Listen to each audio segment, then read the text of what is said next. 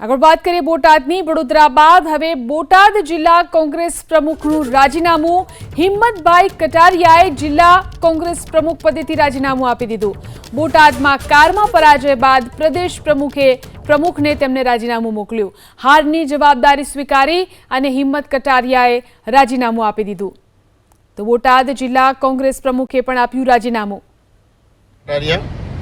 બોટાદ જિલ્લા કોંગ્રેસ પ્રમુખ તરીકે હું આજે પ્રદેશ પ્રમુખને રાજીનામું આપેલું છે। મારા ધારવા પ્રમાણે જે પરિણામો આવવા જોઈએ એવા નથી આવ્યા। ખૂબ જ નબળું પ્રતિસાદ જિલ્લામાંથી મળ્યો। નૈતિક જવાબદારી સમજીને મેં રાજીનામું આપ્યું છે અને જે કોઈ જવાબદારી સંભાળશે કોંગ્રેસ પક્ષના એક કાર્યકર તરીકે અને સુદૃઢ રીતે હજી કોંગ્રેસ પક્ષને મજબૂત કરવા માટે હંમેશા પ્રયત્નો કરતો રહીશ। Thank you. કોંગ્રેસ પ્રમુખનું રાજીનામું। હિંમતભાઈ કટારિયાએ જિલ્લા કોંગ્રેસ પ્રમુખ પદેથી રાજીનામું આપી દીધું। બોટાદમાં કારમાં પરાજય બાદ પ્રદેશ પ્રમુખને તેમને રાજીનામું મોકલ્યું। હારની જવાબદારી સ્વીકારી અને હિંમત કટારિયાએ રાજીનામું આપી દીધું। તો બોટાદ જિલ્લા કોંગ્રેસ પ્રમુખે પણ આપ્યું રાજીનામું।